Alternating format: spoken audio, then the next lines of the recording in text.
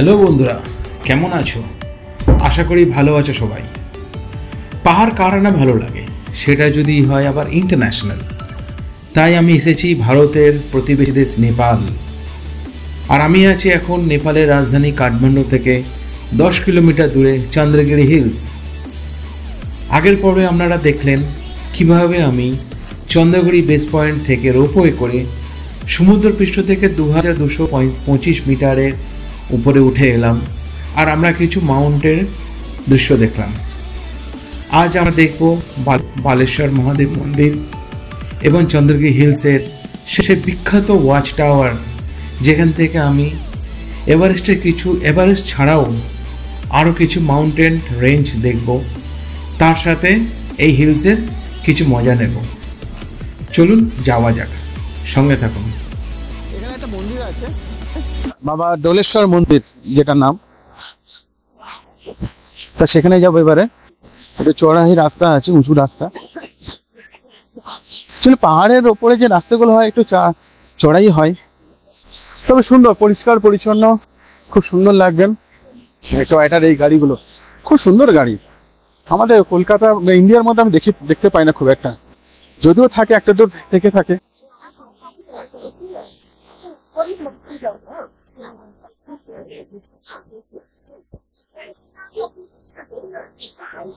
এটা হচ্ছে বালেশ্বর মহাদেব টেম্পল। হর হর মহাদেব।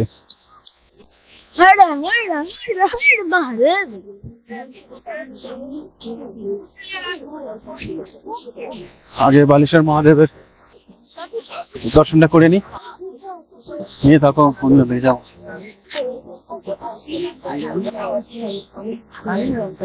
উপরে উঠে এসে এখানে জুতো স্ট্যান্ড আছে, আপনারা জুতো রেখে দেবেন এখানে। এটা পূজা সামগ্রী স্টল।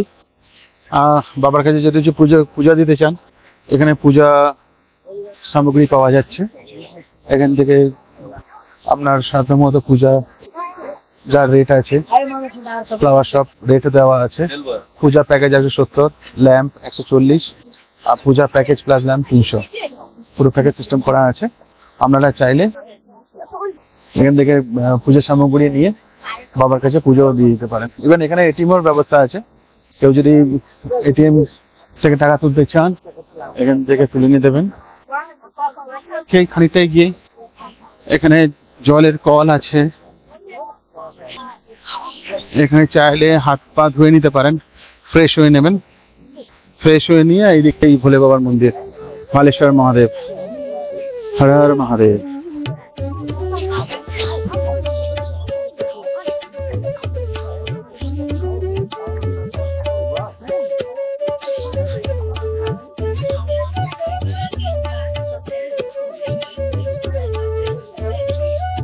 তবে কাঠমান্ডু এলে হাইলি রেকমেন্ড রইল, অবশ্যই ভিজিট করুন চন্দ্রগিরি।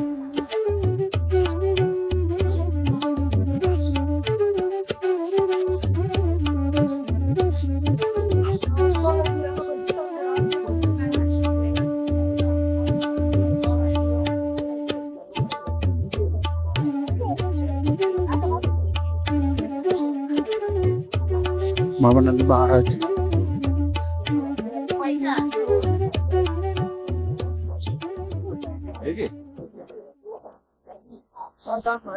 স্ট্যাচু হচ্ছে আগের নেপালের রাজা পৃথ্বীনারায়ণ।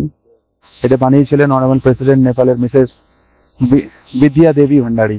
এই দূরের দিকেও দেখুন কত সুন্দর ভাবে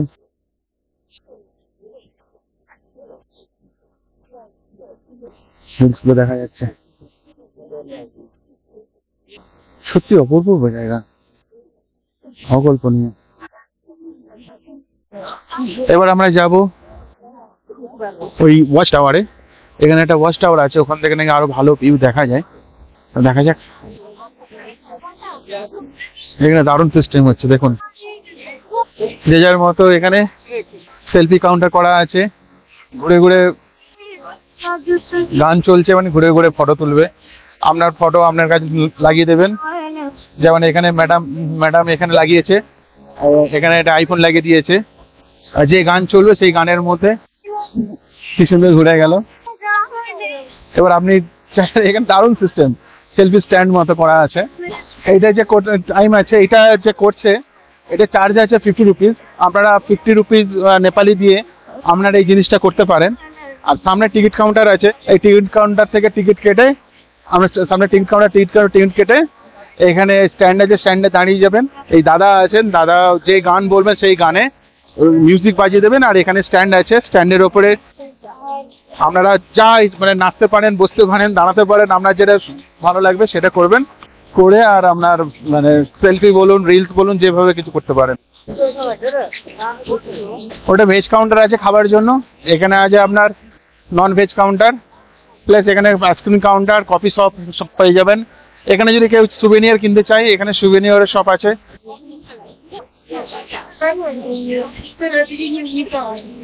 এখানে সুভেনিয়ার শপ আছে।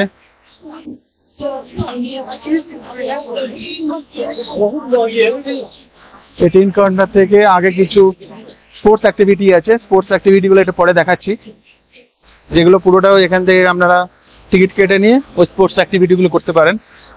আমরা এখন যাব ওপরে, ওপরে ওয়াচ টাওয়ার মতো করা আছে। ওখান থেকে আরো মাউন্টেন যে রেঞ্জ গুলো আছে খুব ভালো ভালো দেখা যায়, তা সেটাই যাচ্ছি এখন। এই ওয়াচ টাওয়ারে উঠবো।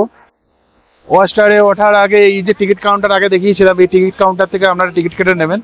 এই ওয়াচ টাওয়ারে ওঠার জন্য পার হেড টিকিট পড়ছে 50 টাকা নেপালি।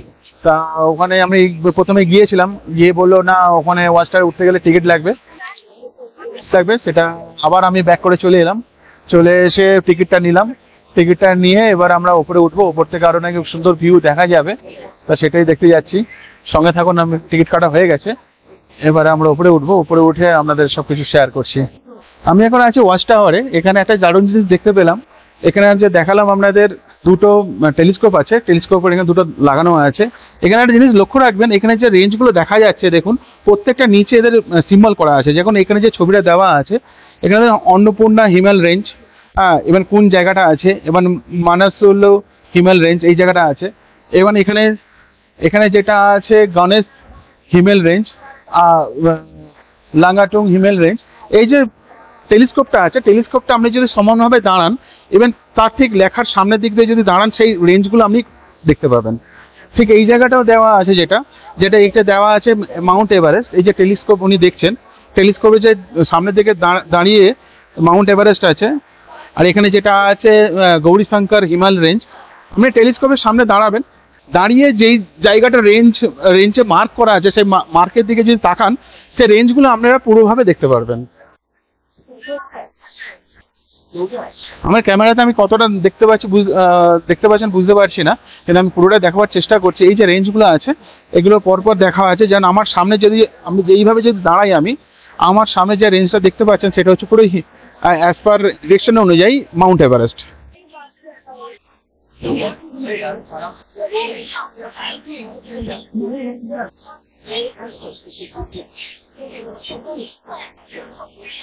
পুরো এখানে সিম্বল করাই আছে দেখুন।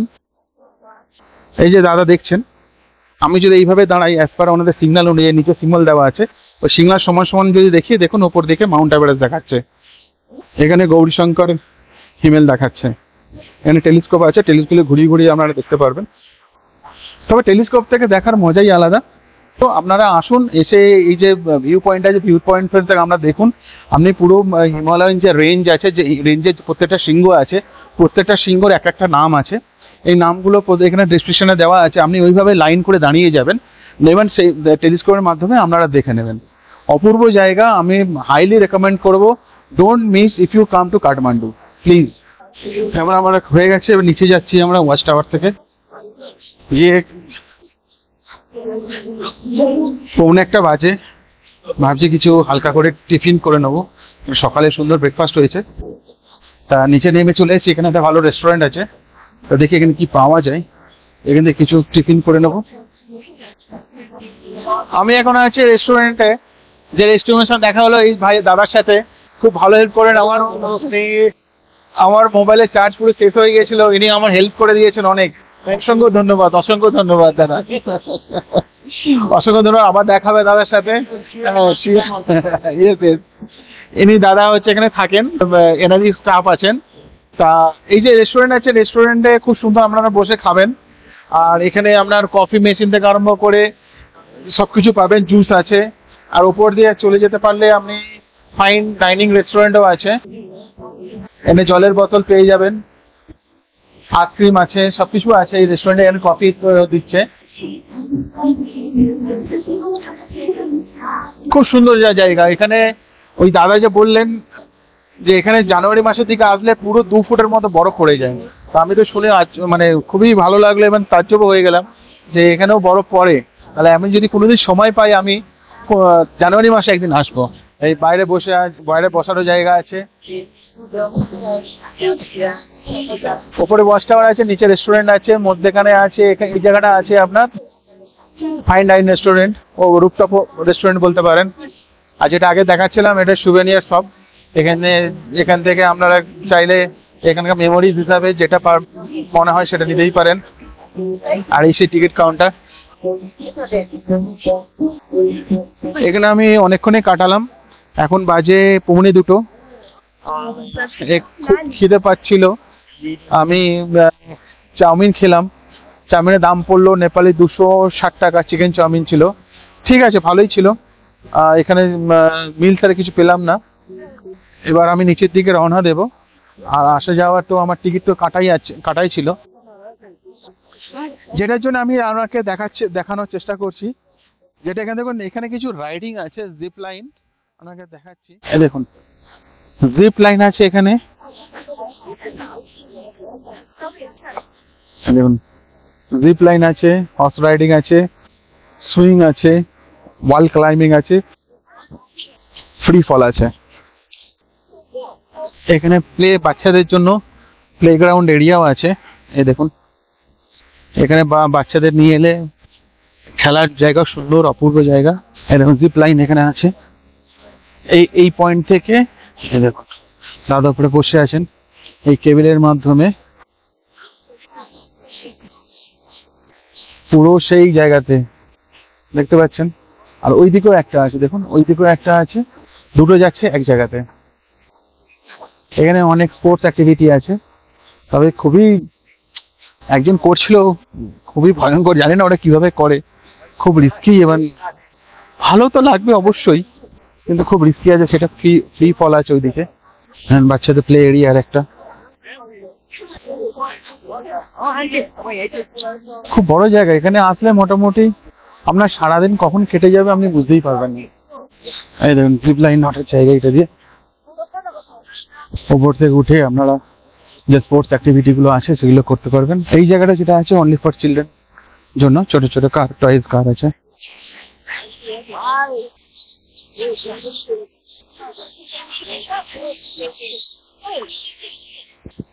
সেদিকে দেখুন আর একটা সাইকেল নিয়ে যাচ্ছে।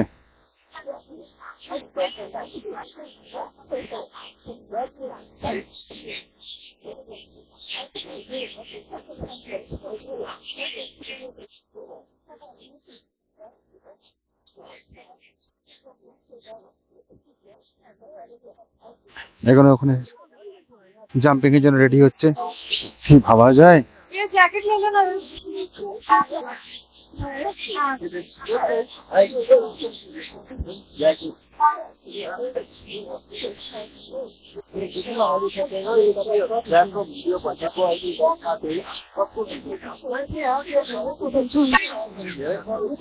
खतरों का खिलाड़ी।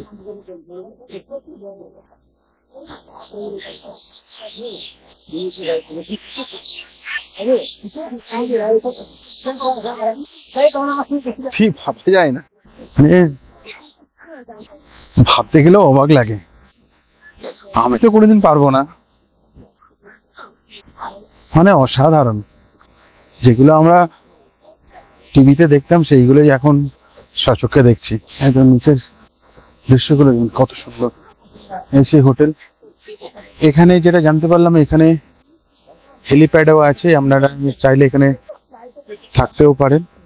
এখানে এক নাইটে রুম ভাড়া হচ্ছে, একটা রিসর্ট একটা, এখানে ওয়ান নাইটে রুম ভাড়া হচ্ছে 10,000 টাকা, মানে ইন্ডিয়ান কারেন্সিতে, ইনক্লুডিং ব্রেকফাস্ট, লাঞ্চ, ডিনার সবকিছু।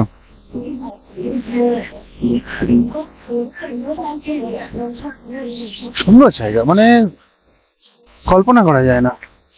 সকাল সকাল চলে আসুন, 10টার মধ্যে তাড়াতাড়ি চলে আসুন, এসে আপনারা সারাদিন এখানে এনজয় করুন। কেউ যদি চায় ওই যে স্পোর্টস অ্যাক্টিভিটি গুলো আছে এনজয় করুন, বাচ্চাদের সাথে আসলে পার্কে গিয়ে বসুন, এনজয় করুন, খাওয়া দাওয়া করুন।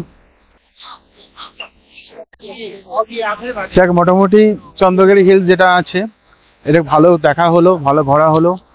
আর এখানে আপনার যে ভোলে বাবার মন্দির আছে সেটাও সুন্দরভাবে দর্শন হলো। এবার আমার ফেরার পালা, এবার আমি ফিরে যাব। এই হচ্ছে আমরা যেটাতে বেরিয়েছিলাম, আর সেটাই আবার এন্ট্রান্স। আবার টিকিট চেক করে ভেতরে ঢুকবো।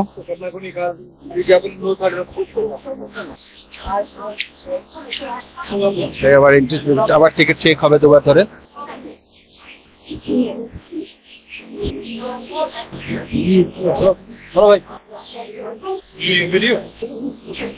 টিকিট এখানে পাঞ্চ করলো না, এখানে শুধু হচ্ছে বারকোডটা স্ক্যান করে দিল। এখানে যে কিউআর কোড আছে, যে কিউআর কোডটা আছে ওটা স্ক্যান করে দিয়েছে। স্ক্যান করে আমাদের এন্ট্রি করছে এখন।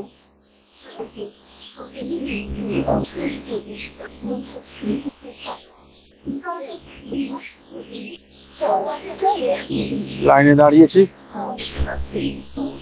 মানে লিফটটা চলছে, চলার সাথে সাথে আপনাদের ধীরে ধীরে উঠে যেতে হবে। তো একটা জিনিস খুব সুন্দর, যেটা গেটটা অটোমেটিক ভাবেই বন্ধ হয়ে যাচ্ছে। আমরা কেউ লোক না, আমাদের ইন্ডিয়া যেরকম থাকে একজন করে বন্ধ লক সিস্টেম করে দেয়, সেরকম ভাবে না, তাহলে উঠে যাবে।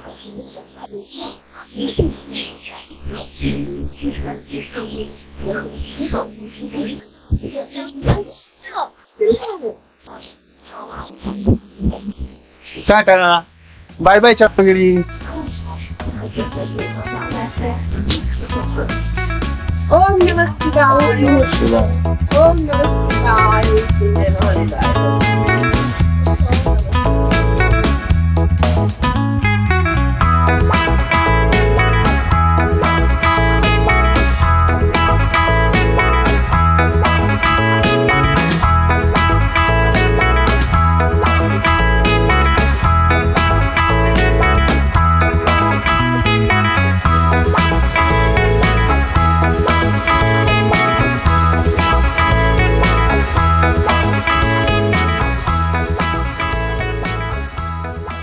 মোটামুটি আমরা পৌঁছে গেছি।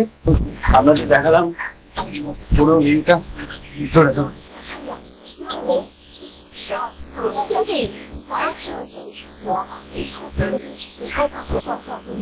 পৌঁছে গেলাম Chandragiri ropeway base point, ropeway নিচের অফিসে। আমি তিনটে জিনিস আপনাদের সাথে শেয়ার করতে চাই। রোপওয়েটা নিঃসন্দেহে খুব ভালো, জাপানি বেস কোম্পানি তৈরি করেছেন।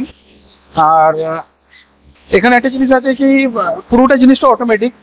যখন এই রোপওয়েটা আসবে, ওঠার সময় বলুন বা নামার সময় বলুন, তখন যত তাড়াতাড়ি পারে উঠে যাবেন, কারণ রোপওয়েটা থেমে থাকে না, ও চলতেই থাকে, চলমান। তবুও কোনো অসুবিধা নেই, খুব ধীরে ধীরে চলে জিনিসটা। তা চলাচলে উঠে যাবেন তাড়াতাড়ি। এখানে লোক থাকে, আবার অনেক সময় লোক না, আমি আসার সময় যা দেখলাম লোক ছিল না সেই সময়। অতএব যা প্যাসেঞ্জার দাঁড়িয়ে ছিল, তারা যখনই রোপওয়েটা আসছে তখন তার মধ্যে অটোমেটিক উঠে যাচ্ছে সবাই, কোনো লোক ছিল না। আমরাও তাই করলাম। আমরাও যখনই প্যাসেঞ্জার রোপওয়েটা চলে এসেছিল, আমরা নিজেদের উঠে গেলাম, অটোমেটিক দরজা খুলে গেল, আবার অটোমেটিক দরজা বন্ধও হয়ে গেল। তো ওটা খেয়াল রাখবেন, যাতে কোনো আপনার যদি সঙ্গে বাচ্চা থাকে বা বয়স্ক লোক থাকে, ওদের একটু টেক কেয়ার করে নেবেন। কারণ অনেক সময় কি হয়, তারা একটু উঠতে নামতে একটু অসুবিধা হয়, তো এই জায়গাটা একটু মাথায় রাখবেন। আর যখন যে রোপওয়েটা আছে, ওপরে যে কেবেলটা আছে, কেবেলটা অনেক দূর ডিস্টেন্সের মধ্যে আর টাওয়ারের মধ্যে তো কানেক্ট থাকে, তবেই তো কেবেলটা যায়। এটা অ্যাকচুয়ালি কেবেল কার বলে। তো কেবেল যখন হচ্ছে টাওয়ারের একটা টাওয়ার থেকে অন্য টাওয়ারগুলো যখন ক্রস করে, তখন ওখানে বেশ ভালো ঝাঁকুনি, একটা ঝাঁকুনি অনুভূতি হবে। তো অসুবিধা কিছু নেই, ঘাড়বার কিছু নেই, ওটা অ্যাজ ইট ইজ কমন ব্যাপার। আর চুপচাপ বসে থাকাটাই ভালো, বেশি নাড়াচাড়া না করাই ভালো। কিছু কিছু জায়গায় এমনভাবে খাদ আছে, দেখলেই খুবই ভয় লাগবে। তা খুব অসুবিধা নেই। তো সঙ্গে বাচ্চা থাকলে বা সঙ্গে বয়স্ক যদি থাকে একটু টেক কেয়ার করে নেবেন, ওনাদের যাতে অসুবিধা না হয়। এটাই আমার আপনাদের সঙ্গে শেয়ার করা ছিল। আচ্ছা, রইলো চন্দ্রগিরির ওপরের এই যে পার্টটা, চন্দ্রগিরির ওপরের পার্টটা যেখানে যে বাবা ভোলে বাবার মন্দির আছে, ওই যেখান থেকে আমরা নামাবে ওখান থেকে ওঠা পর্যন্ত যথেষ্ট খাড়াই সিঁড়ি বলবো না, চড়াই রাস্তা। তো ওই জায়গাটা একটু সাবধানে যাবেন, যেহেতু একটু উঁচু মতো, আর বাচ্চা বা বয়স্ক লোক থাকলে ওনাদের ভালোভাবে ধরে নেবেন ওই জায়গাটা। কারণ আমরা উঠলাম, খানিকটা ওঠার পরে যথেষ্ট আমরা হাঁপিয়ে যাচ্ছিলাম। তো ওই জায়গাটা ধীরে ধীরে যাবেন, ওই জায়গাটা তাড়াহুড়ো করবেন না, অবশ্যই দৌড়াবেন না, ধীরে ধীরে উঠবেন, অবশ্যই উঠতে পারবেন। আর ওপরে গিয়ে ভোলে বাবা দর্শন করে নেবেন। আরো অনেক কিছু অ্যাক্টিভিটি আছে, বাচ্চাদের খেলার জায়গা আছে, যেটা অলরেডি দেখিয়েছি আপনাদের। আর ভালো করে ঘুরুন, মজা করে ঘুরুন। আর ওখানে অবশ্যই আমি যেটা মেন রেকমেন্ড করব, ওপরে যে ওয়াচ টাওয়ার যেটা ভিউ পয়েন্ট আছে, ওটা কোনো খবরটা মিস করবেন না। ওখান থেকে যে দুটো টেলিস্কোপ আছে, ওখান থেকে আপনি সবকিছু দেখতে পারবেন, মাউন্ট এভারেস্টও দেখতে পাবেন, আরো যে পিকগুলো আছে সেগুলো দেখা যাবে। প্রথমে আপনাদের যেটা দেখিয়েছিলাম সেটা হচ্ছে মানে এই যে চন্দ্রগিরি আছে, চন্দ্রগিরি পুরো 3 দিকটা ধরতে গেলে পুরো পাহাড় রেঞ্জ দিয়ে ঘেরা, বিভিন্ন দিকে বিভিন্ন ধরনের মাউন্ট গুলো আছে। সে মাউন্ট গুলোর বিভিন্ন শৃঙ্গর নাম আছে। সে যে দিকটা আমি দেখাচ্ছিলাম, যে ভদ্র দাদা বললেন সেই নামগুলো আছে। আবার ঠিক উল্টো দিকে আছে অন্য শৃঙ্গ পর্বতগুলো, তার প্রত্যেকটার নামকরণ করা আছে। তা সেগুলো একটু ভালোভাবে ইনফরমেশনগুলো দেখে নেবেন। আমি এই যে ওয়াচ টাওয়ারের ভিডিওটা ওখানে আমি দিয়ে রেখেছি, কিভাবে কোন ডিরেকশনে দাঁড়ালে আপনি কোন মাউন্ট শৃঙ্গগুলো দেখতে পাবেন, সেইগুলো অবশ্যই দেখে নেবেন। এবং তার মধ্যে লেখাও আছে, পুরো ডেসক্রিপশন লেখা আছে, সেখানে আপনাদের কত উচ্চতা, কি শৃঙ্গগুলো প্রত্যেকটাই মেনশন করা আছে। অতএব কোনো অসুবিধা নেই, আপনি ভালোভাবেই ঘুরুন। আর অবশ্যই খুবই ভালো জায়গা, আমি হাইলি রেকমেন্ড করব। কাঠমান্ডুতে আসলে, নেপালে আসলে অবশ্যই এটা মাস্ট ভিউ প্লেস বলতে পারেন। যে কেমন হলো এটা অবশ্যই কমেন্টসে জানাবেন। ভালো লাগলে লাইক করবেন, শেয়ার করবেন বন্ধুদের সাথে, আপনজনের সাথে। আমাদের গাড়ি এসে গেছে, পাঠাও এত বুক করলাম 270 টাকা।